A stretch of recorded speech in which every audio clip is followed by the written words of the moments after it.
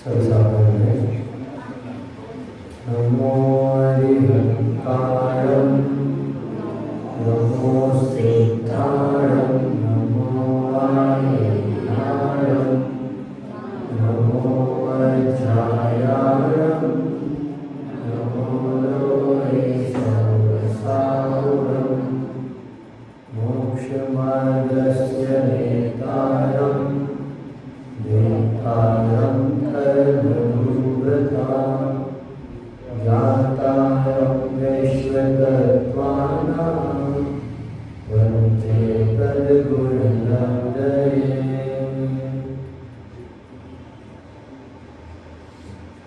जो सबसे प्रथम हमने मंगलाचरण किया नमोकार महामंत्र, उसके बाद जो मोक्ष मार्ग से लेकर मंगलाचरण हमने किया, ये मंगलाचरण आप ये कह सकते हैं कि हमारे योग का पहला भक्ति आत्मक पद्य है। आद्य भक्तिकार को दुर्गाचार्य भी हुए हैं, अनेकाचार्य समंतभद्राचार्य को आद्य भक्तिकार कहा जाता है। पर उमा स्वामी आचार्य ने इस मंगलाचरण में बातें लिखी, इस कारण से उन्हें वैसे तो उनका जो ग्रंथ है वो सूत्रात्मक ग्रंथ है, तत्वार्थ सूत्र, वो भी जैन दर्शन का प्रथम सूत्रात्मक ग्रंथ है, पहला संस्कृत का सूत्र वाला ग्रंथ है। और उनने जो मंगलाचरण लिखा वो भी पहली भक्ति कहलाती है हमारे जैन दर्शन। मोक्ष मार्ग के नेता एवं कर्म पर्वतों के वेदक, मोक्ष मार्ग से नेतारम वेदारम कर्म ज्ञातारम विश्व तत्वानां, विश्व के सभी तत्वों के ज्ञाता। ऐसे जो उनके गुण हैं वो गुण भी मुझे प्रकट हो, इस प्रकार से नमस्कार करता हूँ। वंदे तद्गुण वंदे। इसी प्रकार की पद्य रचना में एक बहुत मशहूर पद्य रचना है, हम सभी उस छोटे से सुनते आए हैं, कभी न कभी उसका एक ना एक छंद तो हमने सुना होगा, याद भी होगा। कौन सा? छह ढाला। छह डाला वैसे आप नाम सुनोगे तो कहोगे ये पंडित जी कहाँ छह डाला लेके बैठ गए, ये तो बच्चों को पढ़ाई जाती है, हम क्यों पढ़े। आप छह डाला लेके बैठे नहीं ना अगर किसी दिन, तो साथ में समय सर और मोक्षमान प्रकाशन लेके बैठना। यहाँ जो आप पढ़ो वो यहाँ ढूंढना, कम से कम 50 गाथा के आसपास आपको मिल जाएंगी जो छेड़ाला की पुष्टि करती हैं। क्या बोला जाता है छेड़ाला को? छोटा समय साथ। क्या बोला जाता है? छोटा समय साथ। क्यों? समय साथ की जो विषय वस्तु है उसको इसके अंदर गर्भित करा है। एक विशेष बात और चलती है, जिन्होंने ये छेड़ाला लिखी है ना, कितनी लिखी है? पंडित दौलत राम जी। उनके संबंध में विशेष बात क्या है कि वे उनके घर के पास किसी गांव में काम करने जाया करते थे। अब उसमें दो मत है, घर के पास गांव में या दिल्ली में, दोनों प्रकार की बातें चलती हैं। काम क्या करते थे? जो छापा मारने का काम होता है ना, जो आपने देखा होगा कपड़े प्रिंट होते हैं, अखबार प्रिंट होते हैं, टी शर्ट प्रिंट होती है ना, ऐसे रखे और ऐसे प्रिंट को 2 बार ऐसे करें तो उससे छापा पड़ जाता है, पूरे कपड़े में भी छप जाता है। वो काम भी करते थे। वो काम करते करते वो सिद्धांत अध्यात्म इन सारे ग्रंथों को पढ़ा करते थे। ये खोल ली किताब, उनके संबंध में प्रचलित है तो उन्होंने कर्म कांड, जीव कांड, गोमट सारा ये ऐसे पढ़े हैं। ये किताब यहाँ रख ली, ये एक छापा मारा, ये गाथा रख दी, ये दूसरा छापा मारा, दूसरी गाथा रख दी। हम लोग दिन में अगर मुश्किल से एक चीज़ पढ़ लें तो उसमें भी अपने आप को बहुत भारी महसूस करने लगते हैं, बहुत पढ़ते हैं। लेकिन अपन इसमें 5वीं ढाल जो 12 भावनाओं के नाम से भी प्रसिद्ध है, दौलत राम जी की 12 भावना या 6 ढाला की 5वीं ढाल। ये विषय मैंने इसलिए लिया, कई मेरी अक्षय भैया से बात हुई थी जो विगतवार आप सभी के समक्ष यहाँ पर आए थे। उन्होंने मुझे बताया कि उन्हें 6 ढाला संबंधी 12 भावना संबंधी विषय यहाँ पे दिया था। 12 भावनाएं क्या होती हैं, किन आचार्य ने 12 भावनाओं के बारे में क्या लिखा है, उसका स्वरूप क्या बताया है। इसलिए उन्होंने बोला कि भाई एक बार अगर मुमकिन हो तो 12 भावना विषय फिर से करो। और 5वीं डाल के आधार सबसे सरल कहलाती है। एक तो हम सभी को याद है राजा राणा छत्रपति, कई लोगों को युगल जी की भी याद होगी, भगवान में जीवन घूम चुका, और कई लोगों को ये भी याद रहती है। नहीं रहती तो ये इतनी सरल है कि इसका अर्थ हमें दूसरी तीसरी बार पढ़ने में समझ में आएगा। सो प्रारंभ करते हैं हम। सबसे पहले 5वीं ढाल की शुरुआत में दौलतराम ने क्या लिखा, भावनाओं के चिंतन का कारण और भावना मानने का फल क्या है वो लिखा। मुनि सकल व्रति बड़ भागी, भव भोगन ते वैरागी, वैराग्य पावन माही, चिंते अनुप्रेक्षा भाई। भाई से क्या लिखा, हे भव्य जीव, क्या लिखा, जय जी। भाई से क्या लिखा, हे भव्य जीव, ऐसे नहीं भाई सुनो, हे भव्य जीव। 6 डाला पढ़ के 5वीं डाल तक आ गए, भव्य जीव ही है, अपने आप को कम नहीं समझना है। भव्य जीव है तो अभी हम इतना सुनने पढ़ने आ रहे हैं, नहीं होते सो रहे होते, कोई मतलब नहीं होता। क्या, हे भव्य जीव, महाव्रतों के धारक भावलिंगी मुनिराज महान पुरुषार्थी हैं।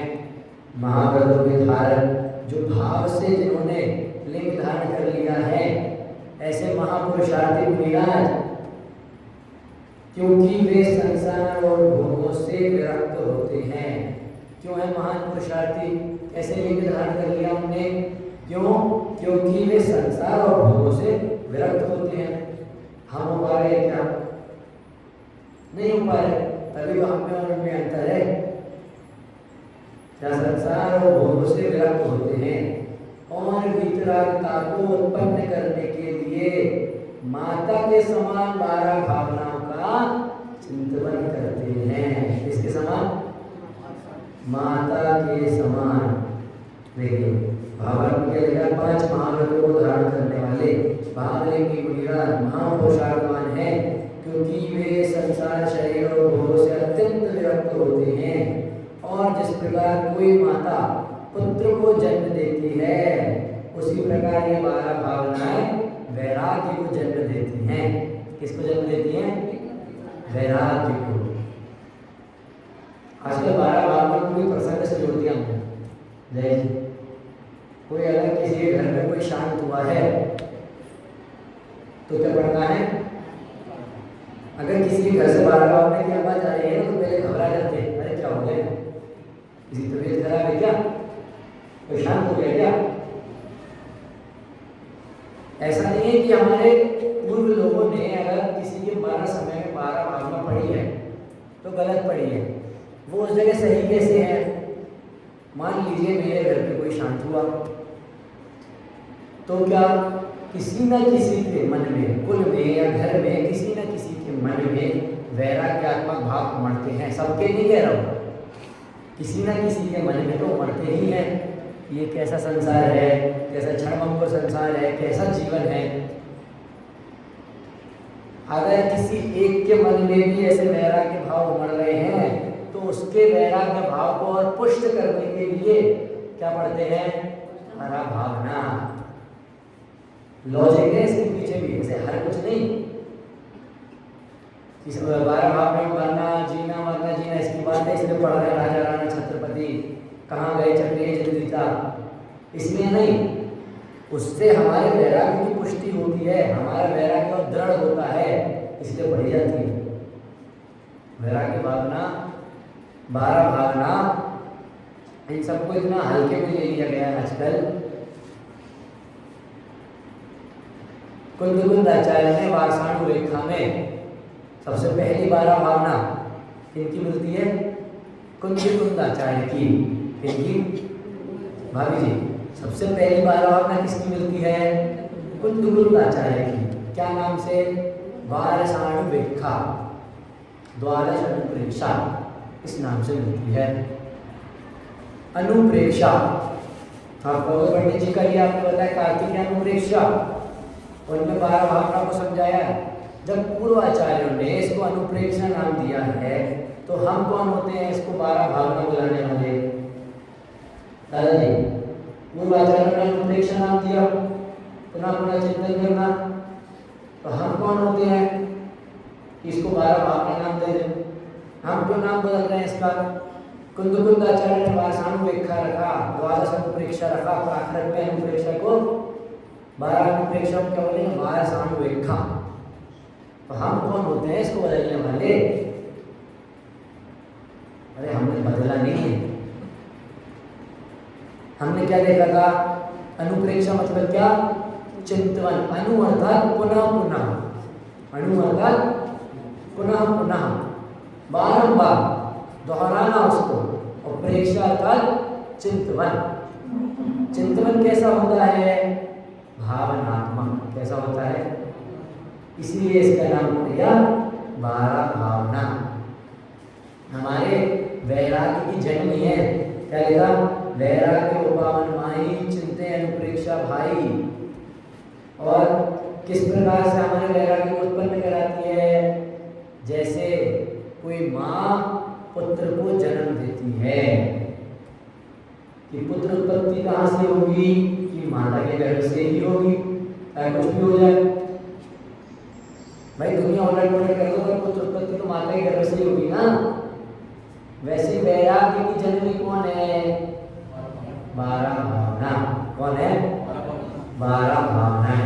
पवन जी, सिर्फ इस ग्रंथ में नहीं, जहां जहां आपको 12 भावना मिलेगी ना, वहां आपको एक नया विशेषण देखने मिलेगा 12 भावना के पीछे। देखिए अगली लाइन में, अगली उसमें छंद में दौलत राम जी एक और विशेषण दे रहे हैं। क्या?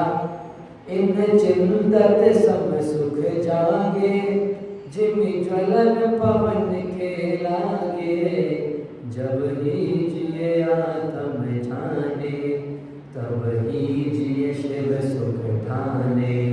क्या बोला? जिस प्रकार वायु के लगने से अग्नि भभक उठती है। अरे तो विरोधाभास हो गया ना। हम दिए में फूक देंगे तो दिया बुझ जाएगा। अरे लकड़ी में अगर कभी अग्नि लगी देखी होगी आपने, भुट्टा तो सबने खाया है ना, भुट्टा तो सबने खाया है। जब बारिश होती है तो इधर से घूमने जाओ कुछ और तरफ, भुट्टे वाले ठेले लगा के मिल जाएंगे। अंदाजा लगा रहा हूँ मैं, हमारे गांव के आसपास लगे मिल जाते, इसलिए बोल रहा हूँ। क्या वो कोयलों को सुलगाने के लिए क्या लगाते हैं? पंखा, हवा लगाते हैं ना। हम ये लकड़ी हमने जलाई है, अगर हमने कहीं कोने में छोटी सी 2-3 लकड़ी जलाई, एकदम से तो पेपर जैसे आग पकड़ नहीं लेगी वो। पहले वो जो उसके ऊपर का कवर है उसके अंदर आ जाएगी, धीरे धीरे वो लकड़ी सुलगेगी, फिर उसमें हम पंखा करेंगे जोर से, तो वो चिंगारी अंदर तक जाएगी, तब वो आग पकड़ेगी। वैसे क्या बोला?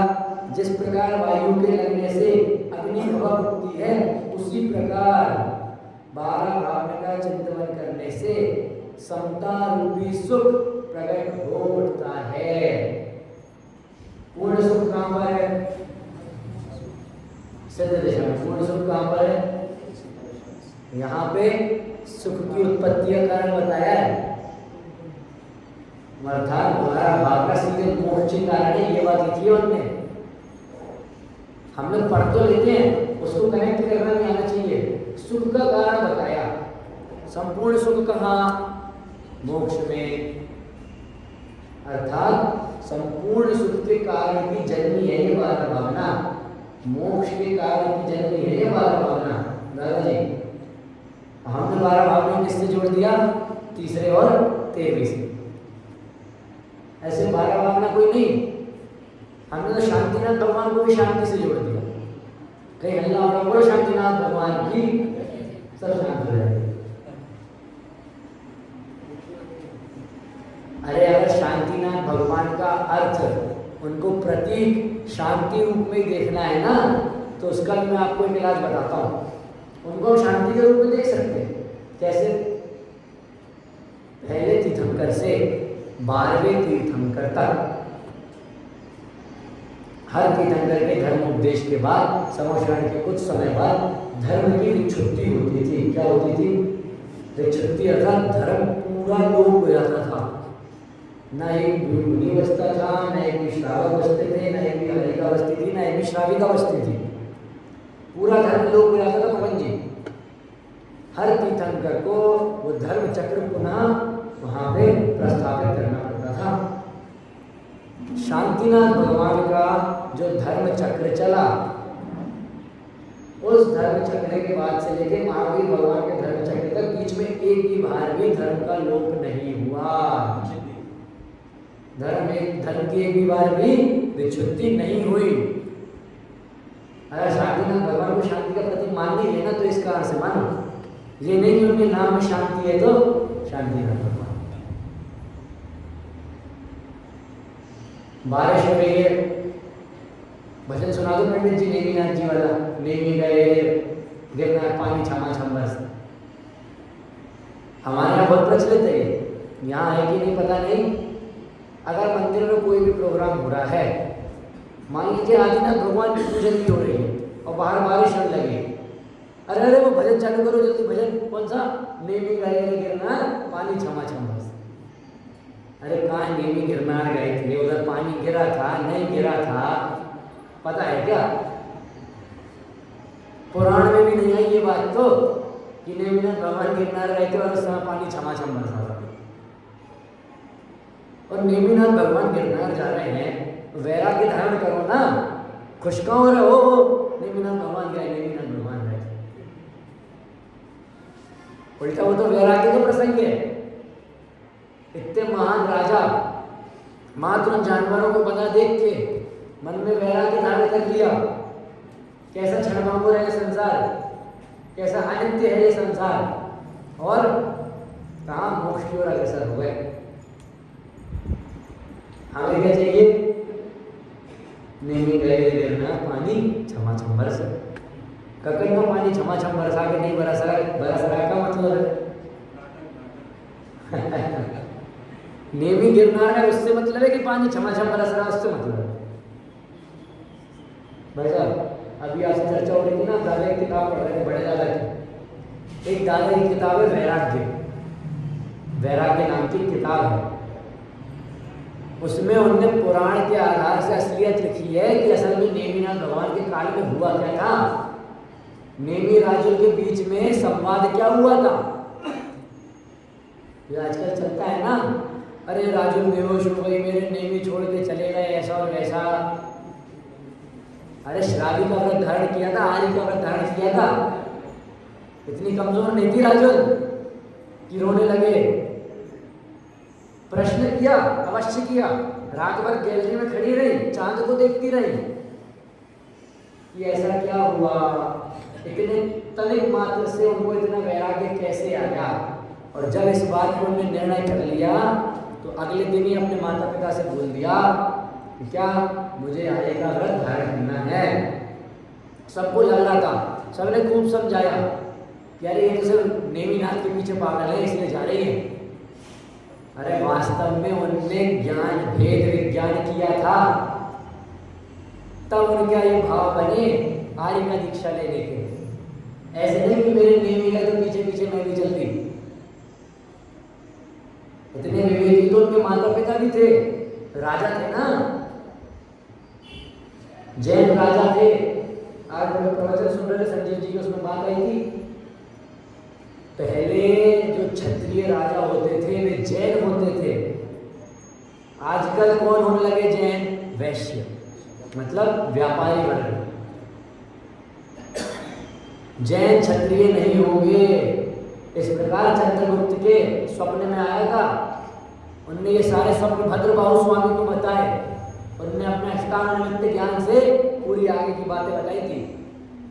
ये बात निकली है तो कल विषय भी अपन यही लेंगे, क्या चंद्रगुप्त के 16 स्वामी, और उनसे निमित्त ज्ञान भद्रबाहु स्वामी ने आगे की जो बातें घटित होने वाली हैं वो बताई थी। इससे क्रमबद्ध पर्याय की पुष्टि कैसे होती है वो भी देखेंगे। चलिए अभी अपन 12 भावनाओं पे आते हैं। उसी प्रकार इन 12 भावनाओं का चिंतन करने से समता रूपी सुख प्रकट होता है। जब जीव आत्मस्वरूप को जानता है तब जीव मोक्ष सुख को प्राप्त करता है। 10 दिन होने वाले हैं, सोचिए। मोक्ष सुख को आत्मस्वरूप को जानता है तब किसको प्राप्त करता है? मोक्ष रूपी सुख को। किसको जान के? आत्मस्वरूप को। भगवान जी, किसको जान के? आत्मस्वरूप को जान के क्या प्राप्त करता है? मोक्ष रूपी सुख। मतलब कुछ नहीं चाहिए, सिर्फ मैं, मेरी आत्मा, वही आत्मा है, वही मैं हूँ, कोई अलग नहीं है। तो समझाने की दृष्टि से भेद कर दिया जाता है तो एक ही, भेद करके समझा दिया जाता है। देखिए, अब सबसे पहले जो अनित्य भावना है उसका स्वरूप हम देखेंगे। जो बन ग्रह गोधन नारी है गए जन आज्ञाकारी, इंद्रिय भोग चिन्ह थाई, सुर धनु चपला चपलाई। अनित्य भावना में क्या बात आ रही है? यौवन अर्थात यौवन, ग्रह मकान, गाय भैंस, लक्ष्मी, स्त्री, घोड़ा, हाथी, कुटुंब, नौकर, चाकर, ये सब बाहर के ले लिए। अब अंदर क्या? पंचेंद्रिय के भोग सब ले लिया अंदर। पंचेंद्रिय से सब चीज ले ली। पंचेंद्रिय के भोग ये सब इंद्रधनुष तथा बिजली की चंचलता के भांति क्षणिक हैं, क्षण मात्र है। पीछे मंदिर में बिजली गिरी ना, पुजारी को 2 सेकंड के लिए बस उजाला बोला दिखा, खत्म। उसी प्रकार क्षणिक मात्र इन सब चीजों को बताया जय जी। क्या क्या? यौवन, जवानी। बाबूलाल जी बोले मैं तो भी जवान हूं। अरे वो भी क्षणिक मात्र है। यौवन, ग्रह, मकान, जय जी। इतने सालों से मकान है ना अपना, पर क्या आगे भक्तों भी यही मकान रहेगा? क्या इसके आसपास भी आप आएंगे? कोई ठिकाना नहीं है। यौवन, कई बार हमने ऐसा भी देखा होगा, कोई बहुत जवान व्यक्ति है, बहुत जवान है, पर पुराने कर्मोदय और शरीर की स्थिति ऐसी है कि जवानी में भी 3 लोगों का सहारा लेकर चलना पड़ रहा है। और कोई बुखारी आ जाए तो,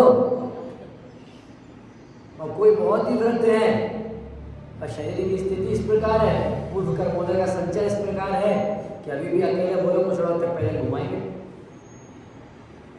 कोई ठिकाना नहीं है शरीर का। आपने जैसे पहले कर्मोदय बांधे वैसा ही फल आपको मिलना है। इससे हमें डरना नहीं है कि अरे मुझसे ये काम हो गया था, अब इसका फल ऐसा मिलेगा, अब उसका फल वैसा मिलेगा। अरे पता चल गया तो डरने से अच्छा अभी सुधार लो ना। अगर पीछे हम इस रास्ते पे चलते आ रहे हैं और हमें पता है ये रास्ता जयपुर लेके गया कुछ और नहीं, तो रास्ते से इस रास्ते पे आ जाओ ना। क्या इस रास्ते पे आ जाओ? पता चल गया तब तो बदल सकते हैं, नहीं बदल पा रहे तो निर्णय तो कर सकते हैं कि ये सड़क गलत है, ये सड़क सही, मुझे इस सड़क से नहीं इस सड़क से जाना है। क्या? घोड़ा, हाथी, कुटुंब, नौकर, चाकर, 5 इंद्रिय के भोग, ये सब इंद्रधनुष। कैसे? इंद्रधनुष। वो दिखता है ना कभी धूप और पानी एक साथ गिरे आसमान में दिखता है, रेनबो रेनबो कहते हैं।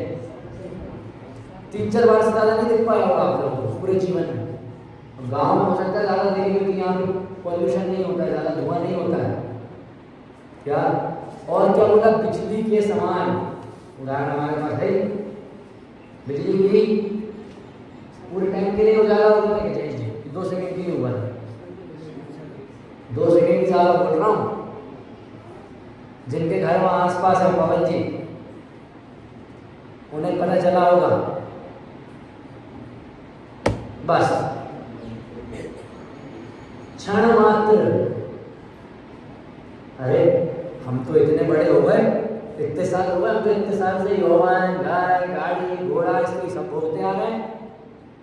फिर वही किसी बच्चे को ले लो, गर्भ से बाहर निकल के मृत्यु हो जाए, फिर भोगिए क्या उसमें? मान लो किसी बच्चे के लिए सोने से बुने, चांदी से बुने कपड़े, जूते, चप्पल तैयार हो कि बाहर निकलते ही सबसे पहले साफ होके इसके अंदर जाएगा, और बाहर निकलते ही रोएंगे। फिर संसार की क्षणिकता, अनित्यता, कुछ भी नित्य नहीं है। सिर्फ ये नहीं मानना है, क्या मानना है? वस्तु नित्य भी है और अनित्य भी है।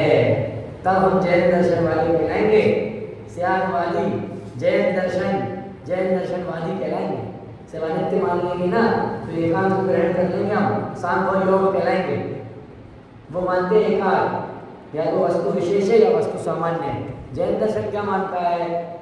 सामान्य विशेषात्मा तदर्थो विषय, परीक्षा मुख सूत्र है उसमें ये, वस्तु सामान्य भी है, वस्तु विशेष भी है। अनित्य भावना।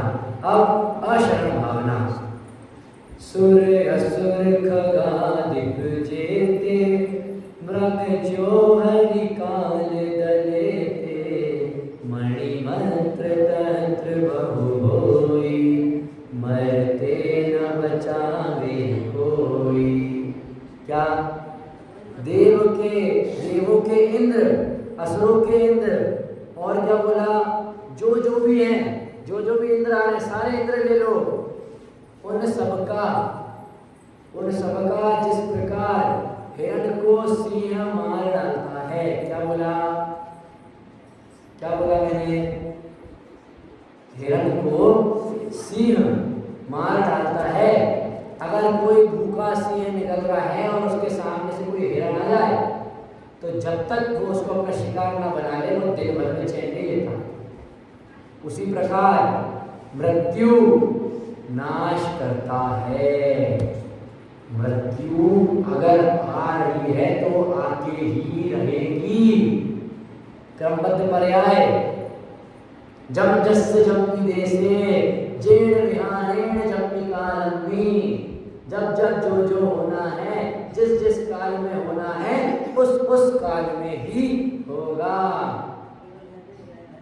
कोशक्कदिवारेदुम इंदोवातः जयेंदोवा। कोई समर्थ नहीं है, न सोलर इंद्र न जनेन्द्र भगवान। अरे जनेन्द्र भगवान वो तो 3 लोक के नाथ है, वो तो बदल सकते हैं। सिद्ध गति में थोड़ी सी उंगली घुमाएंगे, हम सुधर जाएंगे। अरे वो भी नहीं करते, वो भी अपनी आत्मा में ही लीन रहते हैं। गाथा है कार्तिकेय परीक्षा की 300 के आसपास। कोशक्कदिवारेदुम इंदोवातः जनेन्द्रोवा। देखिए, बड़े बड़े रक्षा मंत्र तंत्र बहुत सारे होने पर भी मरने वाले को नहीं बचा सकते। कई लोग मिलेंगे आपको, मरण आ रहा हो तो हमारे इनको बुला लेना, हमारे उनको बुला लेना, बचा लेंगे। अरे कई केस तो मैंने ऐसे भी देखे हैं, इसको धंधा बना लिया। क्या? आईसीयू में हूँ, वेंटिलेटर पे हूँ, वहाँ धीरे से आपके पास कार्ड आ जाएगा। अगर आपकी मृत्यु आने वाली है और आपकी लड़की बच्चे को आने में समय लगेगा, तो अपनी जान बचाएं 2 घंटे और। अरे कहाँ से बचा लोगे? 2 सेकंड नहीं बचा सकते, 2 घंटे और क्या हेतु दे रहे हैं कि कोई लड़का बच्चा आना ले गया हो तो उससे मिल लेना। पिछले छठ में उन्हें छठ कह के आए, बिजली के समान कह के आए, यूं है और यूं गए। और क्या बोला? कोई भी मंत्र, कोई भी तंत्र, दादी जी कितना ही काला धागा लपेट लो, कितनी आंटियां बांध लो, कोई नहीं बताएगा, कोई नहीं बचाएगा। मृत्यु आनी होगी, पूरे शरीर पे आंटी लपेट के घूम लोगे ना तो भी नहीं आनी होगी तो कोई तलवार से छल्ली छल्ली कर देगा तो भी मृत्यु नहीं आ पाएगी। 5वीं ढाल अभी मेरे दिमाग में आ रहा है। शुरुआत के 2-3 जितने छंद पढ़े सब तो क्रमबद्ध पर्याय के पोषक हैं। संसार भावना। चहुगति दुख जीव भरे हैं, परिवर्तन पंच करे हैं, सब विधि संसार असारा, या में सुख नाहि नगारा। क्या जीव 4 गति में दुख भोगता है। छेड़ाला की शुरुआत भी यहीं से हुई थी। जीव किससे डरता है? दुख से। क्या चाहता है? सुख चाहता है। सुख चाहिए तो 4 गति के दुखों से दूर जाना पड़ेगा। क्या जीव 4 गति में दुख भोगता है और 5 परावर्तन 5 प्रकार के परिभ्रमण करता है। संसार सर्व प्रकार से सार रहित है, इसमें सुख लेश मात्र भी नहीं है। क्या बोला पहले? चहुगति दुख जीव भरे हैं। चारों गति में अनेक जीव भरे हैं। परिवर्तन पंच करे हैं। पंच परावर्तन की कथा कितनी बड़ी है। पंच परावर्तन का एक छोटा सा उदाहरण दूं आपको। अलग अलग आत्म प्रदेश, जैसे हमारे आत्म प्रदेश होते हैं ना, वैसे लोक के अलग अलग प्रदेश होते हैं। ठसाठस अनंत अनंत प्रदेशों से भरा हुआ है लोक है। उसमें एक परावर्तन का पूरा होगा जब ऊपर से लेके नीचे तक एक सीधी लाइन समझ लो। जैसे आप ये समझो एक चौकोन बॉक्स है, उसमें खूब सारे गोले छोटे छोटे बना लो। ऊपर से लेके नीचे तक बीच की कोई सी भी एक लाइन पकड़ लो, ऐसे में किसी भी प्रकार में। जब मेरी लाइन से मतलब इसमें हुआ हूँ तो इसके बाद इसमें, फिर इसमें, जब ऐसे हर एक प्रदेश पे जन्म ले लूंगा ना, तब ये पंच परावर्तन पूरे होंगे। और ये ऑप्शन नहीं है यहाँ पंडित जी हर गति में दुख कर लेंगे, दुख भोग लेंगे, मजा तो आता है। पंच परावर्तन जिस दिन पूरा होगा सब मोक्ष से सिधार जाएंगे। अरे वो पूरा नहीं होने वाला। कितने लोक प्रदेश हैं, किस प्रदेश में जन्म रहे हो, किस प्रदेश पे नहीं जन्म रहे हो, क्या भरोसा। मान लो ये एक लाइन के पूरे प्रदेश पूरे हो गए, आखिरी प्रदेश बचा है, वहां जन्मने की जगह तीसरी लाइन के पहले प्रदेश पे जन्म ली, फिर इसको पूरा करो, फिर से वहां पे जन्म लिए तो वो पूरा हो गया, ऐसा नहीं। थोड़ी कठिन हो रही है बात। क्या? चहुगति दुख जीव भरे हैं, परिवर्तन पंच करे हैं, सब विधि संसार असारा, या में सुख नाही लगारा। इसमें सुख लेश मात्र भी नहीं है। एकत्व भावना। शुभ अशुभ कर्म फल जेते, भोगे जिए कहि देते, सुत दारा होए नसीरी, सब स्वार्थ के हैं वीरी। क्या? जितने शुभ और अशुभ कर्म के फल हैं, जितने भी शुभ और अशुभ कर्म के फल है ना, वे सब यह जीव अकेले ही भोगता है। इसका एक बहुत साधारण उदाहरण दूं। मान लीजिए घर में कोई एक ऐसी गाड़ी है, बहुत टॉप क्लास, पूरे गांव में किसी पे नहीं, पर हमारे बच्चा उसमें नहीं बैठ पाएगा। क्यों? गाड़ी से डर लगता होगा, अंदर बदबू आती होगी, कुछ दिक्कत होती होगी, सब भोग रहे हैं उसको। वो क्यों नहीं भोग पा रहा? क्योंकि उसके शुभ अशुभ उसके साथ जुड़े हैं, उसके परिणाम वो ही भोगेगा।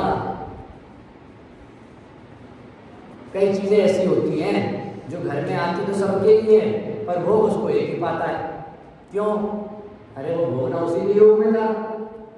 दूसरे के शुभ अशुभ परिणाम उसके साथ है, इसके शुभ अशुभ परिणाम इसके साथ है। क्या? जितने शुभ और अशुभ कर्म के फल हैं वे सब यह जीव अकेले ही भोगता है। पुत्र स्त्री साथ देने वाले नहीं होते। अरे कैसी बात कर रहे हो? पाल पोस के बड़ा किया, जीवन साथी मिली, कितने फेरे लेते हैं, साथ फेरे लिए हमने, वचन लिया है। दादा इस बात में उदाहरण देते हैं, भावना पूरी नहीं होगी ना मेरी, मैं 45 मिनट में खत्म कर दूंगा, आप लोग घड़ी ना दिखाना। पर मेरा मेन विषय क्या है कि जो इनके संबंध में भ्रांतियां हैं वो धीरे धीरे हमारे मन से निकली क्या। अब मुझे ये बताइए, किसी ने शादी करी, बराबर विधि विधान से शादी हुई, 7 फेरे हुए, अष्टद्रव्य से पूजन हुई, देवशर्त गुरु की साक्षी में शादी हुई। अब उस पुरुष को, उस जीव को मुनि दीक्षा धारण करने का भाव बढ़ा, फिर अरे वो 7 बचेंगे तो टूट जाएंगे ना, फिर क्या होगा। इसमें वो एक उदाहरण देते हैं।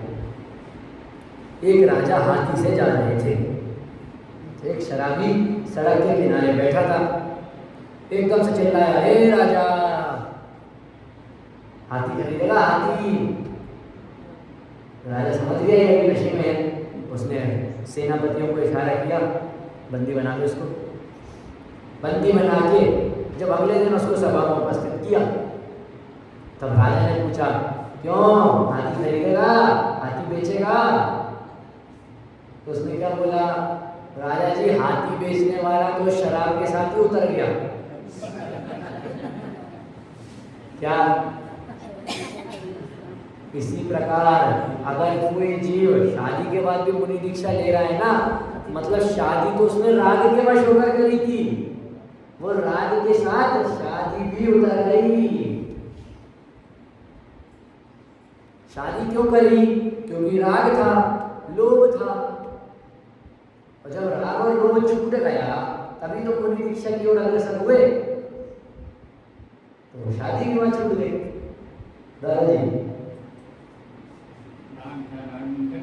राग था, राग निकल गया, तो जब जिससे राग हुआ था उससे राग कैसे बचेगा? देखिए, क्या पुत्र स्त्री साथ देने वाले नहीं होते, यह सब अपने स्वार्थ के भी होते हैं, सबको अपने स्वार्थ से ही मतलब है। रियल लाइफ उदाहरण तो मुझे नहीं पता ज़्यादा, पिक्चरों में बता सकता हूँ, क्योंकि स्मारक में पढ़ने से पहले ना बहुत पिक्चर देखता था। सच बात है, देखता था, इसमें कोई झूठ बात नहीं है। हम साथ साथ हैं, हम आपके हैं कौन, इसमें आखिर में क्या हुआ, सब स्वार्थ के गीत बन गए ना, छोड़ के चल दिए ना। आप लोग कितने सीरियल देखते होंगे, लड़का ये कर रहा है, बहू वो कर रही है, ये सच्चाई है, सिर्फ सीरियल नहीं है, सच्चाई यही है। यहाँ का तो मैं इतना किसी को जानता नहीं हूँ, किसी का कुछ बोलूँ बताऊँ, और पता भी होता तो ये बात थोड़ी ना आपको बोलूँगा। अभी 2-3 दिन और खाना है आपके। चलिए अगली भावना में चलते हैं। अन्यत्व भावना, सब कुछ मेरे से अन्य है, इस प्रकार की बात इसमें है। जल पे जो जिए तन मेला, ते भिन्न भिन्न नहीं भेला, तो प्रगट जो दे धन धामा, क्यों है एक मिली सुत रामा। क्या बताया इसमें? जीव और शरीर पानी और दूध के भांति भिन्न भिन्न है। कैसा है? भिन्न भिन्न है, एक रूप नहीं है, अन्य अन्य है, पृथक पृथक है। सुबह से दूध वाला दूध लेके आया, और सब लोग तो इसमें खूब माहिर है, देखते पकड़ लेंगे, क्यों भाई आज ज्यादा संख्या करती पानी की।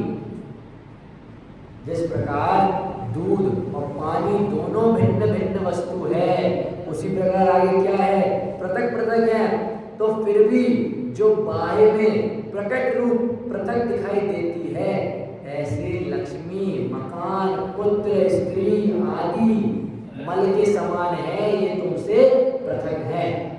ये पहले उदाहरण समझिए क्या आया है। जिस प्रकार दूध और पानी पृथक पृथक है, पर उसको पकड़ने में टाइम लगेगा। वो वहाँ बोल सकता है आपसे, नहीं भाई साहब एकदम शुद्ध है, बताओ कैसे है पानी, इसमें क्या बताओगे? अलग तो कर नहीं पाओगे उस समय पानी और दूध को। पर जो चीज हमसे प्रत्यक्ष में अलग दिख रही है, यहाँ किसी की अरेंज मैरिज होती थी पहले, तो एक इधर गांव से एक उधर गांव से, जिंदगी में कभी एक दूसरे को देखे नहीं होंगे, मिले नहीं होंगे, बोले नहीं होंगे, जानते नहीं है। शादी के पहले दो प्रखर की थे ना, जानते थे क्या? अशोक जी आप भाभी को जानते थे शादी के पहले? बस जब वो प्रत्यक्ष में हमें इतना भिन्न भिन्न दिखाई दे रहा है, फिर भी हम उसमें भेद विज्ञान नहीं कर पा रहे हैं, ये बात बता रहे हैं। वो जो पुत्र युवान है भाई साहब, उसके जन्म के पहले आप जानते थे क्या कि युवान नाम का जीव आएगा जो घर में सबसे बात करेगा, खूब खेलेगा कूदेगा? वो तो किसी और पर्याय में था, वहां उस पर्याय से आपके घर में जन्म लिया अपने पुण्य पाप के अनुसार। जब वो प्रत्यक्ष में हमसे पृथक दिख रहा है तो फिर उससे हमारे पृथकत्व क्यों नहीं हो पा रहा? अगली क्या? अशुचि भावना। इसके संबंध में हमने सोच के दिन भी खूब बातचीत करी थी। पल रुधिर रात मल थैली की कस वसादिते महली, नव द्वार भये गिनकारी, अस देह करे किम यारी। क्या मांस, रक्त, पीप, विष्ठा की थैली है, हड्डी, चर्बी आदि अपवित्र पदार्थ है जिसमें घृणा, ग्लनी उत्पन्न करने वाले 9 दरवाजे बताते हैं। जो ये शरीर 9 दरवाजे तो हैं, अभी अपना विषय निकल रहा, आगे देख लेना 9 दरवाजे। क्या शरीर में प्रेम राग कैसे किया जा सकता है? जिस शरीर में अंदर, उस दिन उदाहरण देखा था ना, मिट्टी का मटका, अंदर से मलमूत्र से भरा, बाहर में मैं उसमें कितनी डिजाइन बना दूं, कितनी पेंटिंग कर दूं, सोना ही क्यों ना जड़ दूं, कोई लेके घूमेगा उसको हाथ में सिर में रख के। फिर हम इस शरीर को कैसे इतना अपना अपना मेरा मेरा मेरा मेरा कर, आश्रम भावना। जो योगन की चपलाई, ताते हैं आश्रव भाई, आश्रव दुख कारणे रे, बुद्धिमंत तिने निर्वीरे।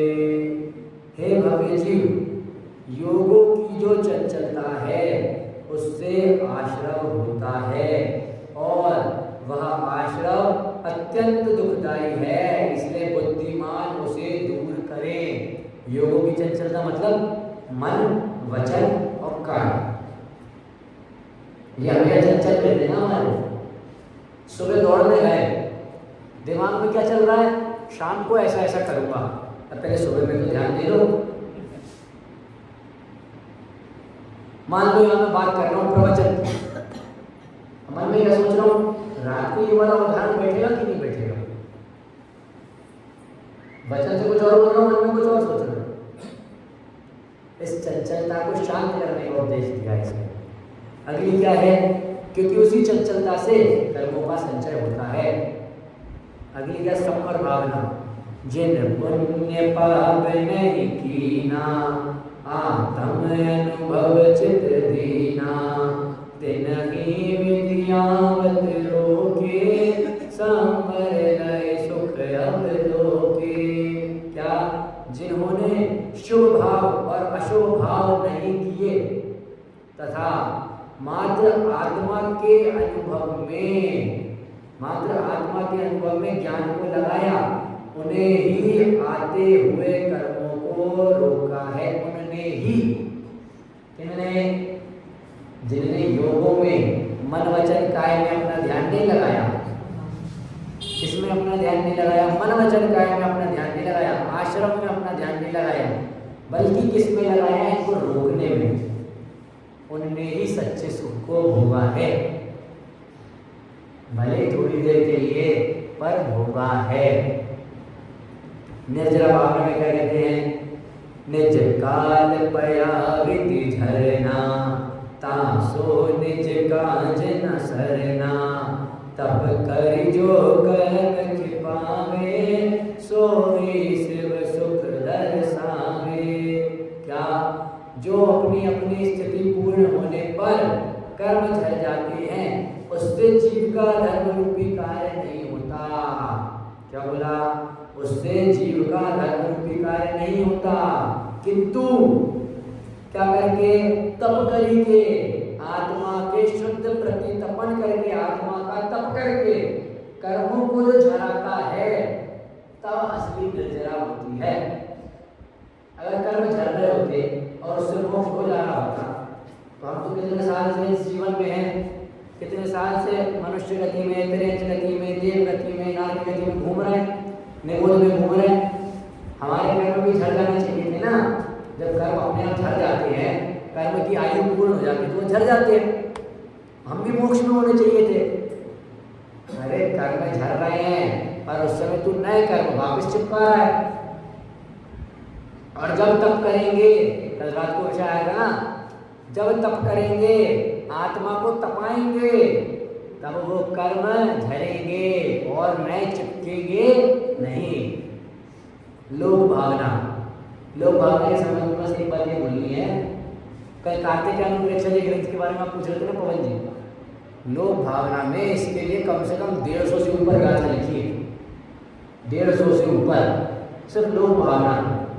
उसमें भी पूरे लोक के बारे में समझा दिया और पुरानी भावनाओं को भी उसमें जोड़ दिया।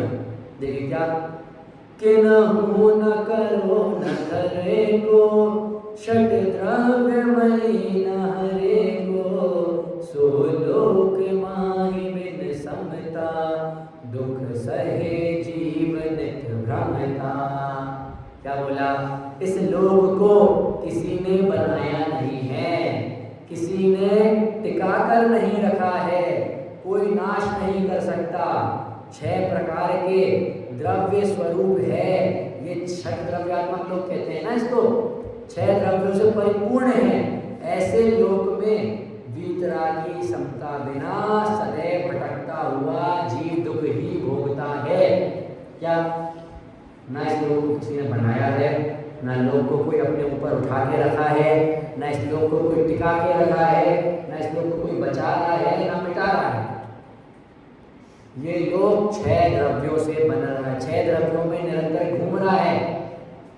जीव, पुद्गल, धर्म, अधर्म, आकाश, काल, इनसे इस लोक का अपने आप ही निरंतर ये अपने आप ही आगे बढ़ रहा है। आगे बढ़ रहा है से मतलब ये नहीं कि आगे जाता जा रहा है, चल नहीं रहा है, इसमें अपने आप चीजें हो रही हैं और हम इस लोक की छोटी छोटी चीजों में अपने आप को कर्ता मान लेते हैं। क्या बात बताइए? इस लोक में कोई कुछ नहीं करता, और अगर इस लोक में भी वीतराग भाव धारण नहीं किया तो यही घूमते रहो, कभी ऊपर कभी नीचे कभी बीच में, यही चलता रहेगा। जय जी। कभी बीच में रहकर ज़्यादा पुण्य कर लिया, ऊपर चले गए, फिर बीच में आ गए, फिर बीच में रहकर ज़्यादा पाप कर दिए, नीचे चले गए। इन्हीं में घूमते रहेंगे। कभी त्रियंच बन गए, कभी मनुष्य बन गए, कभी देव बन गए, कभी नारी बन गए। परिवर्तन चलता रहेगा। बोधि दुर्लभ भावना, अंतिम की हद, पायो अनंत वीर्यापद, पर सम्यक ज्ञान न लादे, दुर्लभ निज में बुद्धि साधे। क्या बताइए? अंतिम 9वें ग्रीविक तक के पद अनंत बार पाए हैं। आखिरी जो 9वां ग्रीविक है ना, वहां तक के पद अनंत बार पाए हैं, तथापि सम्यक ज्ञान प्राप्त नहीं हुआ। ऐसा दुर्लभ सम्यक ज्ञान मुनिराजों ने अपने आत्मा में धारण किया है इन 12 भावनाओं के चिंतन से। बोधि दुर्लभ भावना के संबंध में हमें हमारी दुर्लभता ख्याल में आनी चाहिए। आप सभी एक बात सोचिए, पवन जी, मुंबई जाइए, दिल्ली जाइए, कोई भी बड़े शहर में जाइए, वहाँ रात को रोड पे घूमते हुए निकले एक बार, न जाने कितने बच्चे, कितने बूढ़े, कितने बड़े नाली के आसपास गले मिल जाएंगे। कोई शराब पी रहा है, कोई कुछ कर रहा है, कोई कुछ कर रहा है, कोई घूम रहा है उस दिन भर। और हमें दिन में 3 घंटे यहाँ बैठ के ये सत्यवाणी सुनने मिल रही है, इससे दुर्लभ और क्या हो सकता है? आप एक बार अंदाजा लगाइए, ऊपर सिद्ध शिला के नीचे से लेके कहाँ आखिरी पृथ्वी नरक गति तक अंदाजा लगाइए, इतने सब में ये सत्य बात हमें जानने मिल रही है। क्या चाहिए इससे बड़ी और बात? बाबूलाल जी, इतने सब लोग हैं इस कुचरौल में भी, उसके बाद भी हमारा मन होता है कि हम भी 10 लक्षण में स्वाध्याय करें। इससे बड़ी बात और क्या चाहिए? हाँ, बहुत ही दुर्लभ भावना में अपने हिसाब से आप सारी दुर्लभता लगा लेना। जो जो चीजें संसार में हो रही हैं उनसे भिन्न रह के मेरे को ऐसी चीज मिली। अंतिम भाव में क्यों चलते हैं? जो भाव मोहते न्यारे द्रव्य ज्ञान व्रतादिक सारे, सो धर्म जबे जीव धारे, तब ही सुख अचल निहारे। क्या बोला? मोह से भिन्न सार रूप अथवा निश्चय जो दर्शन ज्ञान चारित्र रूप रत्नात्रय आदि हैं, जो ऐसे भाव हैं, वही धर्म कहलाते हैं, वही मोक्ष के कारण कहलाते हैं। सम्यक दर्शन ज्ञान चारित्राणि मोक्ष मार्ग। जब जीव उसे धारण करता है तब वह अचल अनुपम गति मोक्ष को प्राप्त होता है। पीछे जितनी बात आई ना, उन सभी को छोड़ के दुर्लभता को धारण करके जब ये जीव इन सभी सम्यक दर्शन ज्ञान चारित्र रूप आदि धर्मों को धारण करता है, तब कहाँ जाके विराजमान होता है? मोक्ष में। तब जाके सुख की प्राप्ति होती है। और इसमें क्या किया? मोह को छोड़ के 2 लाइन लूंगा मैं, इसको समझेंगे अपन शाम को। अभी बस इस लाइन को आप लोग सुन के जाइएगा। मोह की महिमा देखो क्या तेरे मन में समाई, तुझे अपनी महिमा नाई। काहे अरहंतों के कुल को लजाया, काहे जिनवाणी माँ का कहना बुलाया, काहे मुनिराजों की सीख न मानी, सिद्ध सामान्य शक्ति हरकत बचकानी। जागो और देखो चेतन। इसके बाद अपन रात को पढ़ेगा, एक समय हो रहा है, बहुत बढ़िया भजन है और इसका अर्थ क्या है वो भी अपन रात को देखेंगे। अभी हम सभी भी इस 12 भावना को समझें, देखें। 12 भावना मतलब जिन 12 भावना से हम अपना वैराग्य तेज कर सकते हैं, वो सारी 12 भावना पढ़ डालो। ये नहीं कि दिन भर बैठ के राजा राणा छत्रपति रख रहे हैं। अगर उससे हो रहा है तो वो पढ़ने में भी कोई दिक्कत नहीं है, पर अगर उसको हमने सिर्फ रटने के लिए में पढ़ दिया ना, तो वो भी कोई काम है। सिर्फ एक बार पढ़ो, राजा राणा छत्रपति, विचार करो फिर उसमें। ऐसे राजा थे क्या? ऐसे महान राजा थे। पांडवों के संबंध में भी आता है ना उसमें, चक्री के संबंध में, कहाँ गए चक्रीय जिन जीता, भरत खंड सारा। वो भी नहीं बचे जिनने पूरा भरत खंड जीता। हम भी इस प्रकार के चिंतन अपने मन में लाए, 12 भावनाओं को अपने जीवन में उतारें। इस प्रकार की मेरी भावना है। ओम नमः शिवाय।